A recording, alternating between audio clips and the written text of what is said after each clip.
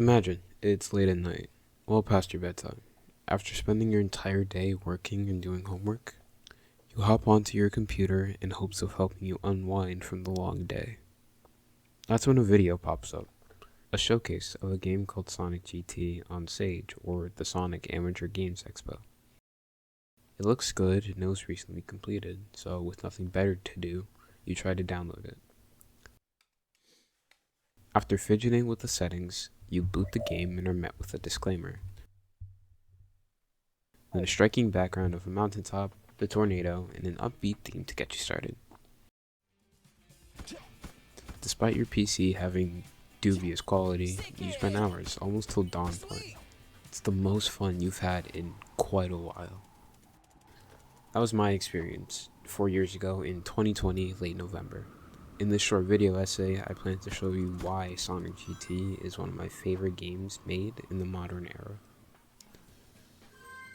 When booting up the game, you're met with two options, exit and adventure. My gameplay won't show that because I just finished the story for around the 4th time, but when you start, you'll see that adventure and exit are your only two options. Once you press adventure, you'll be met with Sonic and a quick overview of his stats and some of his abilities. Right now, he's the only option, but later, as you play through the story, you can unlock other characters. After selecting your character, you get sent to the tutorial zone, which familiarizes you with the mechanics and physics of this game.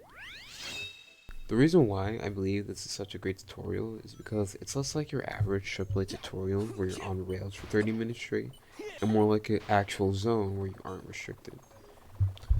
There are hints as you go around that can help you understand how to move, look, and other things you would already know if you've played as many video games as I have.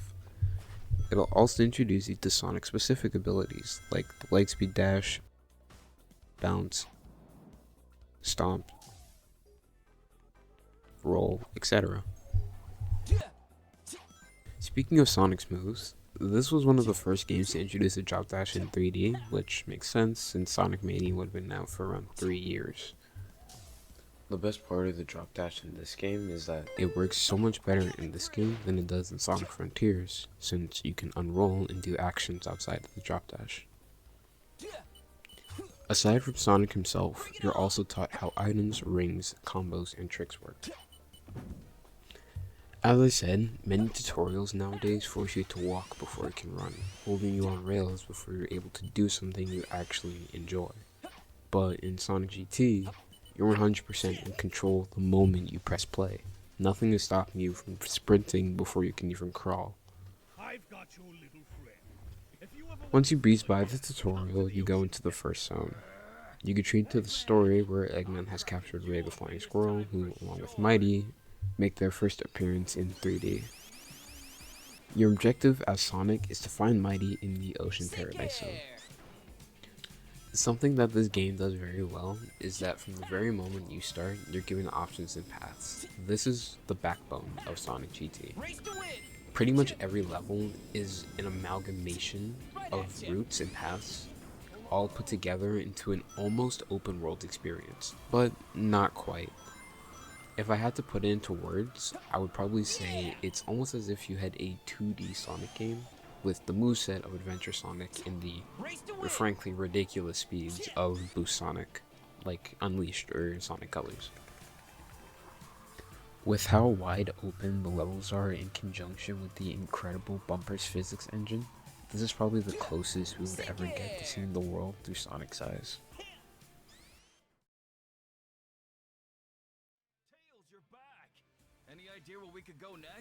Tails being Tails, he tells the gang that there's an Operation Hilltop Zone that can help in the investigation. Once they arrive, Sonic starts whining about Green Hill being better than Hilltop, which is factually incorrect, but go off, I guess. And Tails says, I'm gonna disagree, but even if that was true, it wouldn't matter, because we don't need to be in Green Hill right now. Right now, we need to take data from the robot foreman at the end of the stage and shut down this operation. After a bit more banter, Mighty or Sonic, depending on who you choose, go on to complete the rest of the stage. This is probably the most precise level in the game, as a bad stomp, mistimed jump, or getting hit can all lead to a significantly more restrictive section of this level, where it's harder to gain speed due to the amount of walls and obstacles. One wrong step can result in an end, but the beautiful part of this is that if you don't suck, you can pass by most of the obstacles on the lower part, or even better, avoid this section entirely. I myself like to go high, however, so if I do end up here, I kind of just fold like an omelet, because I cannot scramble like an egg. Once you finish, you go fight the boss of the zone, where it's kind of like a Sonic Rush or Sonic Advance boss. The entire fight alternates between running on ground and grinding on rails, and the only way to attack is to get close. In my personal opinion, I think it's the second best boss in the game because of how relaxed and fun it is. It's not a very difficult fight, but as the boss goes on, the boss will send out more projectiles and more enemies will spawn around the arena. And once you beat the boss, Hilltop Zone turns into Helltop Zone. The entire stage gets flipped, the volcanoes erupt, and you have to go back to the start of the stage without dying. I think there's a time limit here, but I'm too good to be shackled by the restraints of time. Anyway, I think it's a fun way to extend the playtime of this level. Finally, once you reach the end, you're picked up by Tails and get on your way to my favorite zone, Sunset Boulevard. After arriving in Sunset, you meet up with Shadow, where the hostile aura is so thick you could bake a cake with it. I mean, Sonic literally said it was better that Shadow was sacrificing himself for the sake of the planet, rather than, I don't know, going to live his life. Like, I get it, Sonic and Shadow have a rivalry, but that's just straight up uncalled for. Even Tails says so. Something I haven't really mentioned is that while most characters are freely faithful to how they would act in an official game, Sonic and Shadow almost seem like caricatures, extremes of how they should act. Shadow is overly edgy and hostile, and Sonic is, I guess, immature, childish, something like that. Something about it just doesn't feel right, especially with the frankly questionable voice acting. It's not like mine is much better. Anyway, Shadow forces you to go on a side quest and destroy the jammer at the end of the level. The reason why this is one of my favorite zones is because of how aesthetically pleasing it is. The neon nightlife with the sunset background, the billboards telling you that SA2 is habit forming, which, yeah, for sure, and the graffiti that you'll definitely miss if you're not looking for it. I mean, I just discovered this like a couple days ago. All of this adds so much charm to a level that you would likely spend less than 3 minutes in. It's just, I don't know, something about it. Especially with certain buildings that kind of feel like they were taken straight from Studiopolis Zone from Sonic Mania. Obviously it's not the same thing, but it's pretty close. Another thing is that, gameplay wise, you can get some insane speeds with how mental some of these drops are. I mean, once you get past the first section, or I guess the first area, if you go up this building over here, you can drop right onto this ramp where it's just straight down for like 20 seconds. Which, at the end, you're definitely going to be at max. I would say the level design and gameplay really mesh together, making for a seamless experience as you run through this cyberpunk city. Unfortunately, however, it ends with the most unlikable boss in the game. At least in my opinion, and I think other people's too, because I do remember seeing they had a patch to make this better. It's still not good, but it's apparently better than it was beforehand. This boss takes place in a spiked arena where your movement is incredibly limited, and gets more limited as the fight goes on. You can't hit the boss normally, and by normally, I mean there's no homing attack reticle, for no reason in particular. As in, there's no lore reason, at least not that I saw, why you can't hit it with the homing attack. The only way to hit the boss is to homing attack its electric projectiles and hope you can control yourself well enough to bounce off of it. But if you're a second too late, you'll home in as the projectile reaches the ground, and you will take damage. Even if you do get enough height, you have to pray that you don't whiff, or else you'll go face first into the spiked wall, or electric tripwires. The only other way to attack is to stall long enough for it to throw out its wind attack, which does blow away the landing projectiles, sometimes, but also forces you to run straight at it lest you get pushed into the spikes. Overall, it's not super bad, but the amount of waiting and lack of proper control / skill expression makes it my least favorite boss in the game. Once you finish the boss, Tails takes some info from it and you go to where the doctor's base is. The final X starts in Hidden Base Zone. The zone is split into sections where you will use different abilities and knowledge you've gained over the course of the game to move efficiently. For example, near the end, a chamber of enemies will require you to move like you just graduated from Leaf Academy in order to not get shot. Which, I'm gonna be honest, on your first couple of tries, you're gonna get shot. Like, it will kill your run. As a final zone, I would say it's very fitting as that final challenge. My only gripe with it is that it's very enclosed compared to the previous 3 levels, which is fine, kind of. It just restricts your movements, especially in the last couple of chambers, which, okay, fair, I guess that makes sense. That's why it's the final act, the final challenge.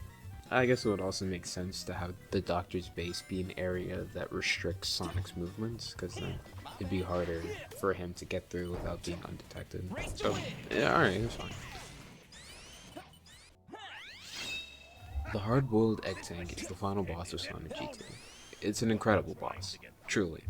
Not perfect, but definitely incredible. This boss, lore-wise, was made with the data of Sonic and the impenetrable shell of Mighty. This means that when running, its projectiles will calculate the distance and almost reliably hit you, even if you're running at max speed. So, as you could probably see in the background, I'm actually dodging most of the projectiles. That's pretty much just because the conditions only apply to the missiles and the green laser that comes later. The bullets kinda miss a lot. But I'm telling you, I swear, like, sometimes, or most of the time, these projectiles will hit you, even if you're running at, like, max speed. Like Mighty Shell, it's also invulnerable to damage, so if you try to get close to it, it'll set up a force field that will push you back. The only way to attack it is to survive until the boss powers down, then strike before it recharges. The arena is ball-shaped, and if you're able to get high enough, then you can get useful items like invincibility, shields, or super speed. Speed juice, I should say. There are also platforms up top that you could probably rest on and wait it out, but it's almost impossible to reach, and even if you do, I think the homing missiles could probably still reach you. Alright, yeah, I'm back. I'm sorry. So, as you can see in the background, it's actually not impossible to get up here. It's just kind of hard, especially if you're not, like, entirely accustomed to it. Also, even if you do manage to get up here, the boss can still hit you with the missiles if you're close enough to the edge, which you're probably not, let's be honest. But even if you don't get hit, the boss will kind of power down and stall if you aren't inside its, like, range of attack. So you can't just wait out the entire boss while, like, forcing you to actually play, which is kind of concerning game design, but honestly, I think it's fine. Speaking of missiles, there are 3 kinds of projectiles the boss will fire at you. One are normal bullets, which again calculate the distance between you and the boss, as you can see by the laser, and it will usually hit you unless you're weaving, and by weaving I mean going up and down, which is the main way to avoid the projectiles. The second projectile is the missiles, as I just said, which will home in on you, and again, you're gonna have to weave if you don't want to get shot. The final projectile is usually the one that indicates that you can shoot it, or that you can attack it, and it's a green egg laser, as it's called in the fight. The egg laser is mostly just a large, hard-hitting projectile with an AoE shot. It's not easy to avoid, especially on your first couple of sections, because I vividly remember struggling on this boss fight for at least like an hour or 2 when I first fought this. Speaking of which, when I first fought this boss, I mean, as I just said, I wasn't expecting anything like this. Something that would actively punish you for abusing mechanics that you've probably abused or at least hard relied on for the entirety of the game. It forces you to control Sonic or Mighty in ways that you might not have before because, let's be honest, you've never really had to redirect yourself to not die before.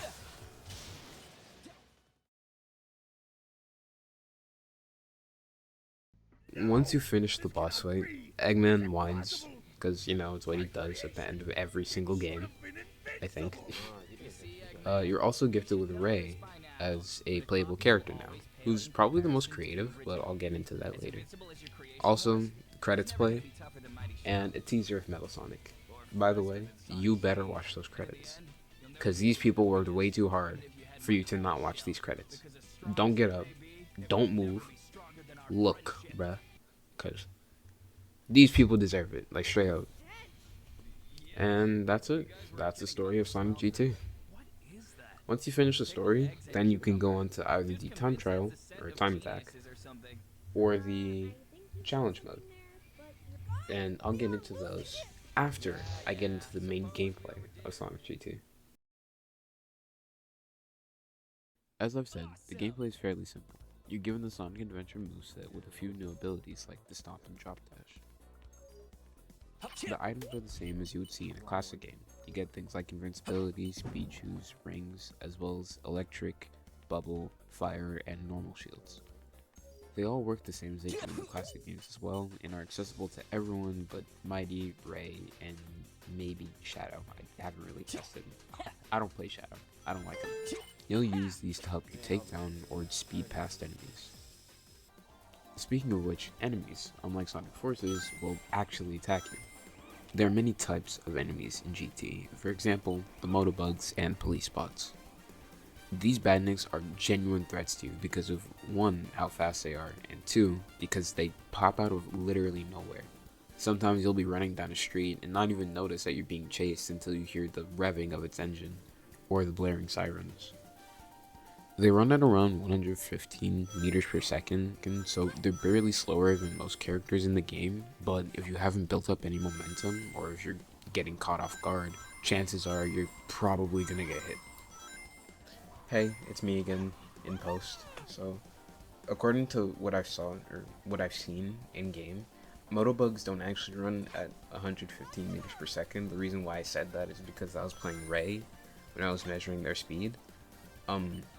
No, what they do is that they run barely faster than your character's top speed. So if you've just started getting influence, then you're probably going to get hit. But if you've done literally anything to gain any sort of speed, then you're probably going to be able to outrun them.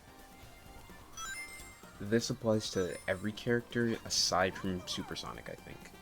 But it could also be because he's just incredibly broken. Who really knows? Probably the developers. Although just because an enemy can't chase you down doesn't mean that they can't be a threat. For example, here are the Egg Gunners. These egg pawns shoot on sight with fairly good accuracy, but their projectiles are a little slow. Their onslaught is relentless, and with the high volume of them, death is a very real possibility. Like I said in that later section of Hidden Base Zone, it's a real struggle to get through, especially on your first try. There are also Egg Knights that have shields and lances. You can't homing attack them, and if you do, they'll retaliate instantly with a slash. The best way I found to defeat them is to go above and stealth, but that doesn't work 100% of the time. They're very annoying enemies, but definitely possible to beat. Aside from egg pawns with weapons, there are also egg pawns that will just throw hands if approached. They aren't really that much of a threat, but I don't know, if you put down your controller, you might die. There are also crab meat enemies that are basically the same as the egg gunners, they just work on full auto instead of burst. The flying enemies are mostly just fodder, but some can attack you since they have a full body electric attack. The last kind of enemies are the Nessie enemies in Hilltop. They don't move and only shoot, so not really much of a threat. And you can't take damage from them from what I saw if you go on their backs, so you mostly just use them as platforms. Before I go any further, I'd like to talk about the two main systems of Sonic GT, the physics and the combo stars. The physics in GT are the most unique that you will ever experience in a finished 3D Sonic game, since Unlike every other Sonic game in the last 15 years or so, you're actually rewarded for doing things that gain momentum with speed. For example, when going downhill you gain more speed, when going uphill you lose speed, and when jumping off slopes, how much speed you have factors into your jump height. It's a very simple system, but it works so well with how the levels are designed, allowing you to do some crazy tricks and look at some crazy sights. The second system is the combo star system. Instead of having a score like in most Sonic games, you gain stars for doing things like running at certain speeds, defeating enemies, getting rings, doing tricks, etc. When doing these actions, you gain progress towards a star. The more categories of stars you have, the better your multiplier. The combo star system is mostly an incentive to string together different actions, which rewards you for playing well. Although sometimes you'll struggle to find a way to extend a combo, so instead of scrambling to get to max speed or finding some rings, you can just pull off a trick to keep a combo alive. Tricks are my favorite part of this game for two reasons. The first is that tricks add even more personality to the characters. These neat little animations you can pull off are so visually pleasing and can add a little flair to an already impressive combo. Tricks aren't just for appearances though. Anytime you pop a trick, a star gets added to your combo and you get a little hype for it. The amount of distance you can get isn't negligible either, as one trick can be the difference between clearing a jump and falling way down. Also, most characters have different tricks, with some overlap between characters like Sonic, Super Sonic, Metal Sonic, and Shadow. Speaking of characters, each character will play slightly differently because of 1. Their stat distribution, and 2. Their abilities. When it comes to stats, there are 5: acceleration, top speed, jump height, slope, and rolling influence. Most of them are fairly self-explanatory except slope influence and top speed, which are kind of misleading. Slope influence, as far as I'm aware, is how your character gains speed while going downhill without rolling, and top speed is how fast your character goes without any influence. For example, Supersonic's top speed is around 210 to 220 meters per second, compared to Ray's top speed of around 110. Speaking of Ray, stat-wise, he's the slowest character in the game, which kind of seems counterintuitive, but because of his glide ability, he's probably the most unique character in the entire game. His glide ability is limited by how much speed you have, but if you're able to get high enough, that limiter is kind of gone, since you can go down while flying, which allows you to gain some speed back and fly even farther. Overall, he's a character that forces you to get creative in order to actually do well, and I really like that about him. The same cannot be said for Classic Sonic. Classic Sonic is such a restrictive character that achieves very little compared to the other playable characters. Classic's main gimmick is that he's faster than his older counterpart, however he loses most of his modern abilities like the stomp, the lightspeed dash, the bounce, and even tricks. I don't understand why they would ever think that was a good idea, but yeah, you can't trick while playing Classic.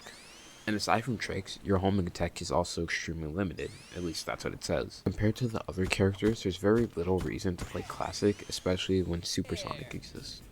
Super Sonic is basically Sonic with some stat boosts and some kinda janky animations. He has, as far as I'm aware, no limit on his max speed, meaning you can go insanely fast. His slope and rolling influence are also extremely high, which means that on certain areas would probably be capped at 343 max speed, you can go well over 500, maybe even 600. The only downside is that he spends rings with every second that passes, and if you run out, that's it. Although to help you, you do act like a ring magnet, so it all balances out. However, if you don't fancy playing on a time limit, you might want to play Metal Sonic. Metal Sonic is a fairly unique character since Metal has a boost very similar to what you would see in a boost game. You use rings to boost, and while boosting, I've said boost so many times. You use rings to boost, and while boosting, you attract rings, descend slower, and are basically invincible. Although, something that's slightly different than what you would see in an actual boost game is that you don't get instantly put at max speed, but you gradually gain speed. That's it for the unlockable characters, but whenever it comes to story characters, I would say that Mighty is probably the best, and Shadow is definitely the worst character in the game. Mighty's hammer drop is probably one of the best movement abilities in the game because it instantly brings you to the ground, saving time and allowing you to land on slopes for massive speed. Also, the hard shell ability is useful in boss fights and while platforming around enemies since you're invincible while in ball form. By comparison, Shadow is so bad mostly because of his Chaos Kick ability. Instead of having a movement ability in this momentum-based game, Shadow gets a kick that puts you in a cool looking visual but at the expense of all your momentum. The only useful application I could see for this is during the Sunset Boulevard and Hilltop Zone bosses, since you don't have to deal with them getting away before you can attack. But even if, other characters can still manage without the ability. The trade-off of losing a useful movement ability like the drop dash, glide, or boost for a situational attack that isn't all that special is definitely not worth it. Especially since its homing attack is pretty much the same thing, just faster and cooler, as it instantly teleports you in a flash of light. It just doesn't make sense to have two abilities with the same use, especially when one is clearly worse than the other. Something I forgot to mention is that, unlike the homing attack, you can only use the Chaos Kick ability on enemies. So again, it's just worse. There's no reason to pick it. After doing everything regarding the story mode and doing your best in the time trial, you can go to the challenges. There are 5 types of challenges that you can go through, each for every one of the 4 stages. The first challenge type is to beat the stage the same way you would beat it in story mode. The second is to get a certain number of combo stars. A very interesting fact is that each challenge ramps up in difficulty for each stage. For example, the Ocean Paradise Combo Star Challenge requires you to get 40 stars, but the Sunset Boulevard stage has you get 120. While it would make sense for every stage to have the same requirements to complete it, as each stage is fairly different, the extra challenge forces you to get creative, especially with that insane 150 star requirement in Hidden Base Zone. The next kind of challenge is a race between you and Tails. It's pretty much just a time limit, as Tails has a predetermined path and doesn't deviate between playthroughs. However, like the Star Challenge, it gets progressively harder as the stage goes on. I vividly remember struggling on the Sunset Boulevard race, to the point where I spent like an hour or two just trying to find good routes that didn't straight up kill my chances at winning. Also, fun fact, Hidden Base, instead of racing Tails, you're actually racing the Fat Man himself. The next challenge is fairly simple and pretty easy on most stages. You just have to beat the stage in reverse. For most stages, it's a fun and quirky reuse of the level, but for Hidden Base, it's quite challenging, as many areas like the ramp drop and the rail chamber, as I like to call it, are much harder to get through, as you need to platform through areas that are clearly meant to go in a reversed order. But the fact that most stages can even be played backwards and still feel coherent and fun is a testament to how well these levels are designed. The final challenge is called Hard Mode, but to be honest, I didn't find that much difficulty with it. It adds more enemies to the map and removes all items including rings, shields, and checkpoints. Usually, you can run past most enemies as they aren't really necessary to fight unless you're trying to fight them for some reason, and items are completely manageable. The only application for rings when it comes to getting to the end of the stage are certain areas where you should use the lightspeed dash, but in most of those areas, you can still get to where you need to go with actions like the bounce, wall jump, etc. And for items, depending on the character you're playing, they're just straight up useless. I think it would have been harder if you limited the player's speed or limited how many actions they can do, depending on each character. For example, maybe get rid of Mighty's invincibility, maybe raise flight, or even Classic's homing attack. Although, something I forgot to mention is that since there are no rings to collect, when playing Metal Sonic you're not allowed to use your ring boost, which I do think is an interesting way to make the level harder, since if you do play Metal Sonic, that's probably something you've relied on. And for Super Sonic, if you can't beat the stage in 60 seconds, do not even try, since as I said, no rings. That means no increase on your time limit. You have to get through the entire stage in less than 60 seconds. Unless you're built different, it's literally not possible. It's funny how they put end questions. And that's everything Sonic GT has to offer. It's a phenomenal game that is made with nothing but love and passion. It was made by a small team, not so greedy games for fun, and everything is made by them, from the music, to the voice acting, to the stages. All of it was made by them, with only slight inspirations. It is the epitome of creativity in game design. Honest to God, this game alone has made me want to get into the game making industry. I cannot show enough appreciation towards this small group of developers. Although, despite how much I'm Schmeat right now, I will say not everything is perfect. As I said, the voice acting is questionable, and some animations aren't completely finished. But I would say for a game made by people who aren't making any money from it, it's the closest you're gonna get to perfect. And you can play it right now if you want to. It's on GameJoule. I'll probably link it in the description if I remember. Thanks for listening to my insane ramblings. If you enjoyed this, subscribe, as I plan to make more content like this in the future. Just not right now, as I'm kind of busy with school. And if you didn't enjoy this for whatever reason, let me know, as I'm open to criticism, and I do want to get better at this. And finally, before I go, I'd like to say, go support these people any way you can, whether that be via the Patreon, or joining their Discord server, or even just downloading their newest game, Rollin' Rascal. Any way you can help is greatly appreciated.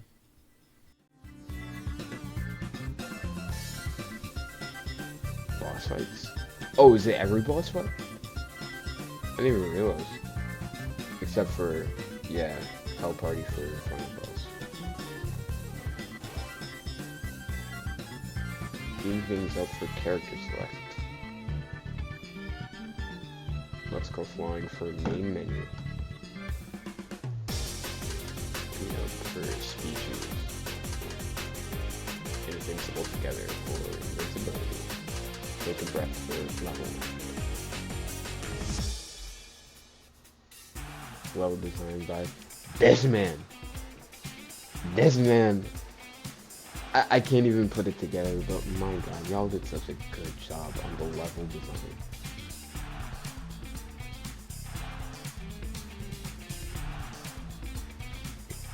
Special thanks to these guys for being here. Garho is 64.